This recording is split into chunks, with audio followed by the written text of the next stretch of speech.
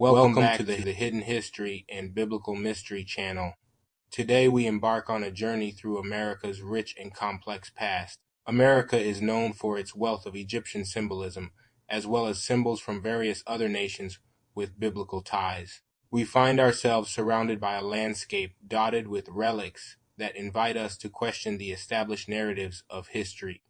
From the depths of Mammoth Cave to the shores of Oak Island, artifacts surface that challenge the conventional chronology of civilizations and suggest a history that may have unfolded on the very soil of the Americas.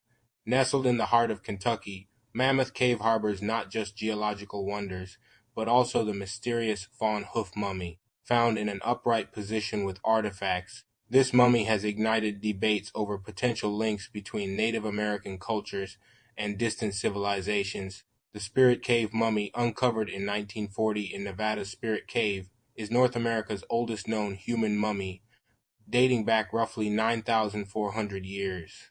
This challenges the widely held belief that Asian migration to the Americas happened between 26,000 and 19,000 years ago. The presence of ancient mummies, including Chile's Chinchorro mummies from around 7,000 BC, hints at a rich and possibly interconnected early human history. A study published in Current Biology magazine connects the DNA of today's Native Americans to inhabitants of Yun, China's Red Deer Caves, suggesting a third ancestral group for Native Americans alongside Siberians and Central Asians from what is now Southeast Asia. This raises questions. If Native Americans are descendants of Asian migrants, does that make them immigrants to America? And if their migration occurred around 9,400 years ago, who were the inhabitants present tens of thousands of years earlier? These questions deepen the enigma of our ancient past, reiterating the Spirit Cave mummy, excavated in 1940 in Nevada, is the oldest human mummy found in North America, believed to be about 9,400 years old, predating the established timeline of Asian migration to the Americas. The discovery of such ancient mummies, like the Chinchorro mummies of Chile dating back to approximately 7,000 BC, suggests a complex narrative of early human settlement in the Americas. Intriguingly, the age of the Spirit Cave mummy also predates any Egyptian mummy discovered in modern-day Egypt. The oldest Egyptian mummy recorded to date is from around 3,700–3,500 BCE, making the Spirit Cave mummy significantly older. This revelation further challenges the narratives often promoted by those charlatans in mainstream archaeology. It adds a layer of complexity that confounds the established understanding and underscores the need for a more nuanced approach to our study of early human migration and civilization development patterns. In the Bible, the embalming of Jacob and Joseph is described, reflecting the influence of Egyptian customs on the Israelites. Genesis 50 verses 2–3 details the process. And Joseph commanded his servants, the physicians, to embalm his father. And the physicians embalmed Israel. And 40 days were fulfilled for him, for so are fulfilled the days of those which are embalmed. And the Egyptians mourned for him 60 days. This indicates the adoption of Egyptian mummification practices by the Israelites during their time in Egypt. The apocryphal Book of Enoch and other texts offer alternative narratives.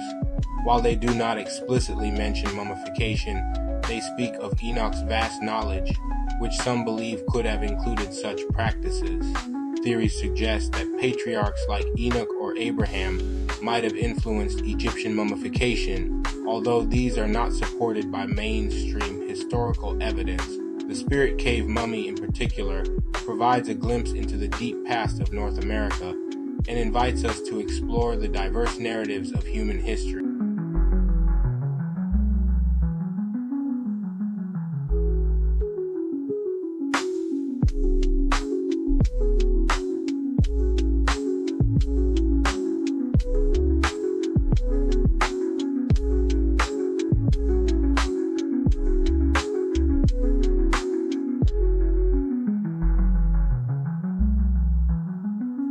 Venturing into the realm of speculation, we encounter the Michigan relics, a collection of tablets and carvings that bear resemblance to ancient Near Eastern scripts. While mainstream archaeology has often dismissed these as forgeries, their existence raises questions about the possibility of early transoceanic contact, or even the presence of ancient civilizations on North American soil long before the arrival of European explorers.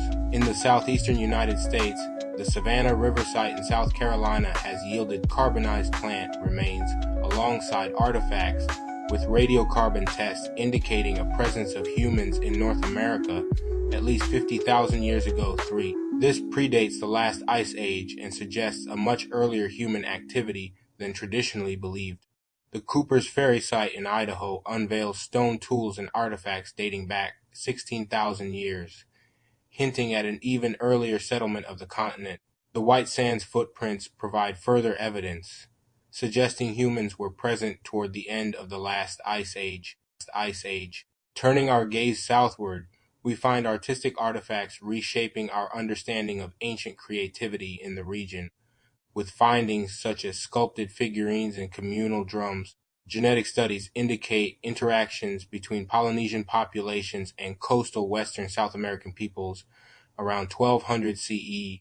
In the narratives of ancient Egyptian presence in North America, we find tales of Egyptian jewelry, pieces that carry the hallmarks of a civilization renowned for its exquisite craftsmanship and symbolic adornments. These tales often reference a sensational claim made in the early 10th century about the discovery of a series of bizarre caves and artifacts in the Marble Canyon region of the Grand Canyon. The report claimed that two Smithsonian-funded archaeologists, Prof. S. A. Jordan and G. E. Kincaid, were responsible for the find. The discoveries were said to almost conclusively prove that the race which inhabited this mysterious cavern, hewn in solid rock by human hands, was of Oriental origin, possibly from Egypt, tracing back to Ramses. The artifacts found were described as a veritable mashup of Egyptian and East Asian cultures. Following this supposed discovery, the area in question was declared off-limits, a decision that has fueled speculation and controversy. The official reasons for this restriction were cited as safety concerns and preservation of archaeological sites. However, the timing of this decision, coming immediately after the alleged discovery, led some to interpret it as an attempt to conceal evidence that could potentially rewrite history. This continues to stimulate debate about the possible connections between ancient civilizations and our understanding of human history. Of course, the Smithsonian would deny these claims, stating that no Egyptian artifacts of any kind have ever been found in North or South America. They even claim they don't know who G. E. Kincaid is. This has led to a lot of speculation and conspiracy theories about the Smithsonian's role in these discoveries. An interesting example is the so-called Egyptian Temple in Tennessee, discovered before the Norris Dam was built. The project identified 23 sites with 29 mounds, including 12 burial mounds and 17 mounds with prehistoric structures. The report on the project was published by the Smithsonian as Ethnology Bulletin 118 and contained many photos of the excavations, artifacts, and skeletal remains. The assertion that this particular site was Egyptian was made by a respected British manuscript curator, J. Rendell Harris. Harris, a respected biblical scholar, was 82 years old when he saw a photo of the excavated mound in the New York Times in 1934. He was very impressed by the photo he saw in the newspaper article describing a site that had been excavated in Tennessee. In 1935, he published a brief article about it entitled "A Temple in Tennessee" as part of essays he routinely issued. Much earlier in his life, Harris had become convinced that Egyptians visited America well before Columbus. He thought that they initially visited the Bahamas and eventually moved into the Gulf of Mexico and up the Mississippi. He also speculated that Egyptian traders took copper from the Americas back to the Mediterranean and that they established a large colony in East Tennessee. The excavation of a building structure under a mound in Tennessee and the photo from the excavation was enough to convince him he was correct. Unfortunately, this unique site was destroyed when the Norris Dam was built, effectively erasing this piece of cultural history. This act of cultural erasure has been a point of contention and fuels further speculation about the Smithsonian's involvement and handling of such discoveries. The search for truth in archaeology often takes unexpected turns, and it's our responsibility to follow the evidence wherever it leads. Indeed, the mystery does deepen with the discovery of Roman artifacts on Oak Island, located in Nova Scotia, Canada. These artifacts, including a ceremonial sword and other relics, suggest a Roman presence. The sheer number and variety of artifacts from different civilizations found in America indicate that these civilizations originated here, yet the narrative is often obscured by institutions like the Smithsonian. Critics argue that the Smithsonian has been less than transparent in its handling of such artifacts. Accusations of concealing or even destroying items that challenge the acceptorical narrative have been levied against them.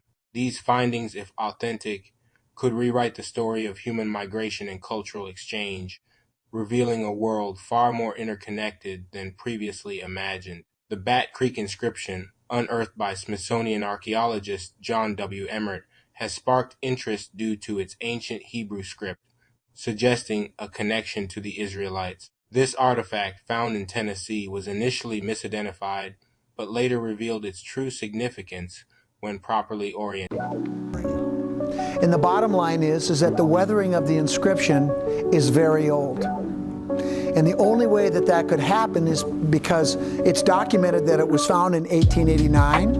The only thing that has changed on that stone since it was discovered is that sometime between the picture that was taken in 1891, there's 2 scratches on the stone, they're not there. But in 1970, the stone is published in Argosy magazine. They did an article about Cyrus Gordon's work, and those scratches are there. And it turns out during my examination, those scratches were freshly made. They created a geologic profile that was totally inconsistent with the original inscription. And in fact, it was the key piece of evidence that gave me the confidence to say, there's no reason to question the veracity of this discovery. John Emmert did not do anything that he has been accused of doing, and this is a genuine, legitimate artifact that has been in that mound is at least as old as when those people were placed in the mound, because it was under the skull of that deceased person. And there were those 2 brass bracelets. The bracelets that were found with the artifact were also tested for metal content. And interestingly enough, they contained copper, zinc, tin, and lead. Rarely do you see lead, but the lead was put in there to give the metal more malleability.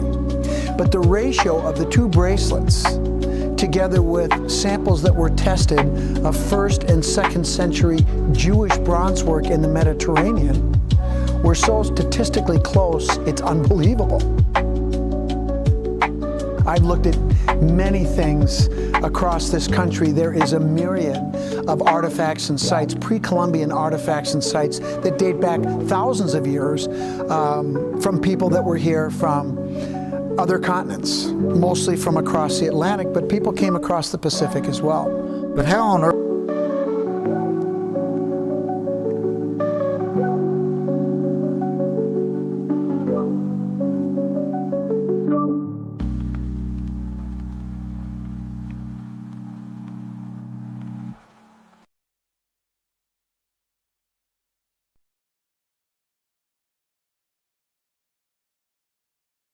In New Mexico, the Los Lunas Decalogue stone presents an inscription resembling an ancient Hebrew text. Its discovery has fueled discussions about Pre-Columbian Transoceanic Contact, though its authenticity remains a topic of debate. The Newark Holy Stones, discovered by David Werrick in Ohio, add another layer to this mystery. The keystone found in a burial mound was inscribed with characters that have been identified as Hebrew, pointing to possible interactions between ancient cultures across the globe. Despite the expertise of archaeologists, these findings initially escaped proper interpretation. The Smithsonian's acknowledgement of these artifacts adds to their credibility, yet there's a noticeable reluctance to discuss them openly. At Newark, where I was hired by the Historical Society, probably I was asked about the Newark Holy Stones more than I was asked about the mound. So almost out of self-defense, I had to become something of a historian to learn about these objects, which I knew only a small amount about.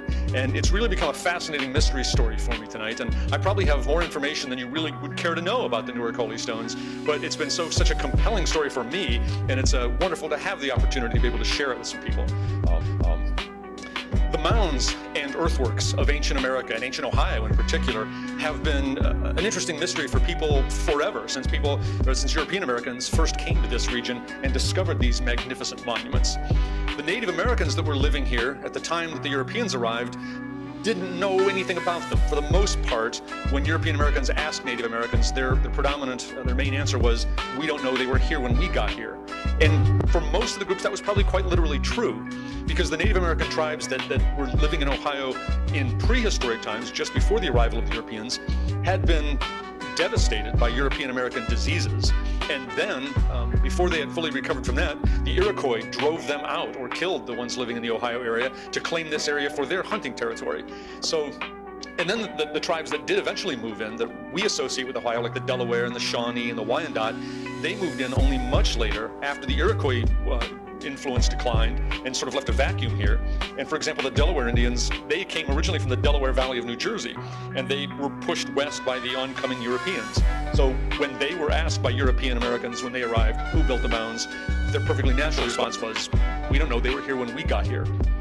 Because many of these earthworks were so sophisticated in terms of geometry and size and scale, and were nothing like the structures that the Native Americans themselves were building in that era, it led many of the Europeans to conclude that, well, obviously the Indians were too savage and barbaric to have built those things. There's evidence of their savagery. So they must have been built by white people, because only white people were smart enough to do that sort of thing. And the Indians must have come in later and have driven them out, much like the barbarians drove out or terminated the Roman Empire. There was this presumably lost race of mound builders who were exterminated by these savage American barbarians. The Newark earthworks in particular, they're the most spectacular set of geometric earthworks ever built anywhere in the world. Many people don't know how widely, internationally at least, these are recognized as being a historic monument. The Newark earthworks are one of 3 sites in the United States that were listed in a recent book by Cambridge University archaeologist Christopher Scarry as one of 70 wonders of the ancient world. Right along with the Parthenon and the Pantheon and Stonehenge and the Great Wall of China, our Newark earthworks, Ohio's Newark earthworks, are featured in that book. Actually, before I go off that, this map was drawn by the county surveyor by the name of David Wyrick in the 1860s. Actually, 1860 is the date given for that. Wyrick was an avid antiquarian, had a great interest in archaeology, which led him to do this map.